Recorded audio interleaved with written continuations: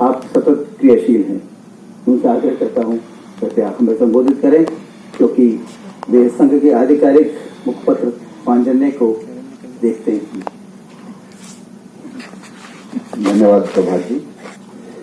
कार्यक्रम की अध्यक्षता जिनके साथ बैठने का हमारा सौभाग्य आज बना है, ऐसे राम बहादुर राय जी पुस्तक के विमोचन के लिए विशेष तौर पर पधारे और योग दिवस के अतिव्यस्त कार्यक्रमों में से समय निकाल कर आए प्रकाश जावड़ेकर जी, रमेश चंद्र गौड़ जी और आज के उत्सव पुरुष संतोष जी। आपकी बात सुनने और उसके साथ ही इस पुस्तक को पलटने का भी मेरा थोड़ा सा मौका मिला, और ये उस सब से अलग है जब आप पुस्तक को तैयार करते समय मुझे छिटपुट फोन करते थे, बात करते थे पुस्तक कैसे बढ़ रही है। कभी हम कॉन्स्टिट्यूशन क्लब पर मिलते थे तो वो थोड़ी सी जानकारी के लिए जो पत्रकार की जो जिज्ञासा, जो कभी प्यास उसकी बुझती नहीं, आपके प्रश्न कभी शांत नहीं होते। तो मुझे सारे प्रश्न आज ध्यान आ रहे हैं आपके। प्रभात जी ने दो बात कही, एक बार कार्यक्रम के प्रारंभ में और एक बार मुझसे अभी मुझे बुलाते हुए दो शब्द कहे, और संपादक हूं इसलिए शब्द थोड़ा पकड़ लेता हूं। आप इसकी चिंता मत कीजिएगा कि बहुत लंबा बोलूंगा, क्योंकि संपादन में संक्षेपण भी निहित होता है, इसलिए कम ही बोलूंगा। पहला शब्द था विश्व के सबसे बड़े गैर सरकारी संगठन।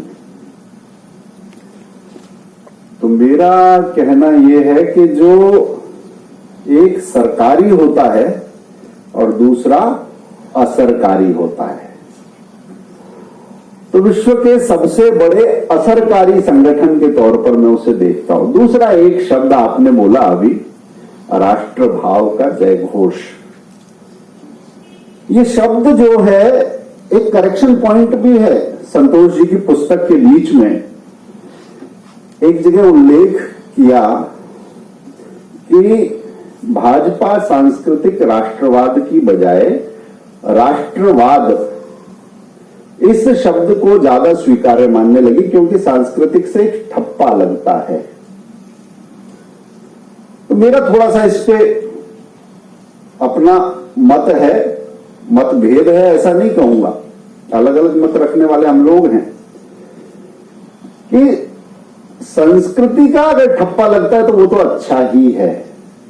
और दूसरा शब्द सही यहां पर प्रभात जी का है, वो राष्ट्रवाद नहीं है, वो राष्ट्रभाव है। क्योंकि जहां वाद होता है उसका प्रतिवाद भी होता है, वो कोई इज्म नहीं है, क्योंकि इस राष्ट्र से कोई बहस नहीं हो सकती, क्योंकि तर्क दोगे वितर्क फिर कुतर्क तक बात जाएगी, और राष्ट्र के बारे में कुतर्क चल नहीं सकते इस धरती पर। ये जो पुस्तक है इसे मैं पुस्तकों की जो कड़ी के बीच में आती है ऐसी पुस्तक तो है, मगर फिर भी वो श्रृंखला से अलग है, क्योंकि दो तरह की पुस्तक पिछले 9-10 साल में बहुत सारी हैं। एक तो किसी, और 9 साल की अगर कहें और 10 साल और उससे पीछे जाएं तो बिल्कुल दो अलग तरह के ट्रेंड दिखते हैं अगर हम पुस्तकों की दुनिया में रहते हैं। पहले सिर्फ एक व्यक्ति को निशाना बनाते हुए और बाद में सिर्फ प्रेज करते हुए। लोग जानना चाहते थे बहुत सारे पक्ष, केवल स्तुति गान करने से पुस्तक नहीं होती, लोग बहुत सारी उनकी एक बहुत सारी भूख थी। तो जो पिछली पुस्तक थी संतोष जी की, प्रोसेस को डिफाइन किया, कैसे मोदीमय हुआ भारत, वो स्तुति गान वाली पुस्तकों में से नहीं कहता मैं। जिस व्यक्ति के बारे में, जिस नेतृत्व के बारे में, जिस कौशल के बारे में, जिन रणनीतियों के बारे में सबसे ज्यादा जिज्ञासा है, उसको पत्रकारीय दृष्टि से हम कैसे सामने रख सकते हैं, वो काम संतोष जी ने तब किया था। दूसरी कुछ पुस्तकें होती हैं, जैसे हमने कहा संघ, तो वो संगठन पर केंद्रित होती है, मगर संगठन की केवल उसका फैलाव, विस्तार और कार्य पद्धति ये बता के रह जाती है। एकेडमिक्स के हिसाब से कुछ उपयोग उनका हो सकता है, मगर वो उतनी सरस नहीं हो पाती। इस वाली पुस्तक में दोनों चीजें हैं और उससे आगे की बात है, क्योंकि ये पुस्तक संगठन की बात भी करती है, सरकार की भी बात करती है, मगर असली बात जो सूत्र है, जिसको समझने की सबसे ज्यादा, जिससे जुड़े सबसे सवाल हैं, वो समन्वय कैसे होता है, इसकी बात ये पुस्तक करती है। और एक संगठन और सरकार मिलके कैसे एक और एक 11 होते हैं, इसकी बात भी करती है। उन्होंने तो बताया कि दत्तोपंत जी जब धरने पर बैठ गए थे, मगर क्योंकि उस समय के मेरे भी अपने कुछ अनुभव हैं, उस समय बड़ा निकट से हमने देखा। और चाहे सुदर्शन जी की बात करें, चाहे दत्तोपंत जी की बात करें, स्वदेशी का जो मूवमेंट था, मैं उस समय स्वदेशी पत्रिका के संपादकीय बोर्ड में था। मैं अपनी मास्टर्स की पढ़ाई कर रहा था और ये सारे घटनाक्रम को हमने देखा। और उस समय द ग्रेट यू टर्न वाली जो स्टोरी थी, सरकार का अपना प्रभाव भी होता है, उसका ताप भी होता है।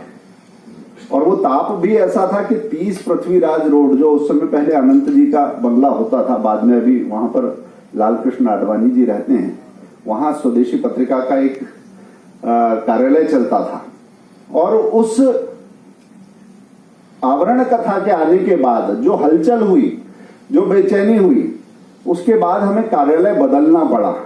वो सामने ऐसा लगा लोगों को कि सरकार और संघ के बीच में बड़ी भारी लड़ाई है, मगर मुझे लगता है कि नहीं, वो भी समन्वय का एक अलग ही अध्याय था। शेषाद्री जी थे उस समय कार्यालय में, जब बात हुई हमारे वरिष्ठ लोगों से, तब उन्होंने कहा कि नहीं, ये वैचारिक तौर पर अलग मत रखना, ये आपका अधिकार है, आप कर सकते हैं, मगर उसी स्थान पर रह के करना ये कुछ अच्छा नहीं लगता। अलग जगह से वो स्वदेशी पत्रिका चलती रही, आज आरके पुरम से भी वो चल रही है। और किसी ऐसी स्थिति में जब आपकी बात, आपके ही विचार की सरकार है, मगर घर की तरह से, जैसे अगर आपके विचार नहीं मिलते, तब भी मतभिन्नता में भी विपक्ष का स्थान भी ले लेना, ये कौशल भी अगर कहीं दिखता है तो उस सरकार में भी हमने देखा था। विपक्ष के लिए भी स्पेस नहीं था, क्योंकि वो जो प्रश्न थे जो समाज के मन में है, मैं बार बार कहता हूं कि जो समाज के मन में हो, समाज की नब्ज पर हाथ रख के, वही संगठन के, वही संघ के स्वर में है। ये इस तरह का संगठन है। और दो चीज अगर देखें तो ये पुस्तक भी उसकी बात करती है, थोड़ा प्रकारांतर से करती है। वो एक तो राष्ट्र भाव की ये यात्रा कैसे है, कैसे आप विपक्ष में रहे, कैसे आप आंदोलनों में रहे, कैसे आप आपातकाल, अभी तो बहुत सामयिक प्रश्न है और जावड़ेकर जी और राम बहादुर राय जी हमारे बीच में हैं। उस यात्रा लोग, जो 25 जून की बात है 1975 की, यहां से रामलीला मैदान ज्यादा दूर नहीं है, जहां से वो सब शुरू हुआ था, उन सब में समाज की जो छटपटाहट है, उसे लेकर चलने वाले लोग हमारे बीच में, वो इस यात्रा को रखेंगे। संतोष ने उसे बहुत अच्छे से लिपिबद्ध किया है। इस पुस्तक में मुझे सरकार का ढंग भी दिखाई देता है, आपने अलग अलग चैप्टर्स में बताया, सत्ता के रंग भी दिखाई देते हैं, और संगठन का संग भी दिखाई देता है। ये तीनों चीजें, ये एक त्रिआयामी ढांचा उसमें समझ में आता है। और आजकल जैसे हम सबकी क्षमता कम हो रही है, हमने अभी एक शोध कराया कॉलेज के विद्यार्थियों के बीच में, तो 350 शब्द पढ़ने में तो हाँफ जाते हैं, नहीं पढ़ पाते। 144 कैरेक्टर्स बता रहा हूं, जिसमें स्पेस भी काउंट होता है। वो ट्विटर का ट्वीट, आपको लगता है कि बहुत ज्ञान की बात आपने कर ली, एक ट्वीट पढ़ लिया या एक ट्वीट चल गया, तो उस दौर में हम हैं। और लंबे वीडियोस नहीं चलते, 30 सेकंड की बात भी अब 15 सेकंड में आपको हर चीज चाहिए। तो ऐसे में ये उथले ज्ञान का छोटा रिचार्ज तो ये पुस्तक नहीं है, मैं कहता हूं समझ का एक लाइफ टाइम फैमिली पैक ये पुस्तक हो सकती है। और संतोष जी की ये यात्रा, अब तक मैं देखूं पुस्तक को जितना पलटा है, पिछली पुस्तक को भी देखा है, तो बहुत संतोषजनक रही है। आगे भी आपकी यात्रा संतोषपूर्ण हो, बाकी सबको भी आनंद दे, ये कहकर मैं अपनी बात को पूरा करता हूं। धन्यवाद।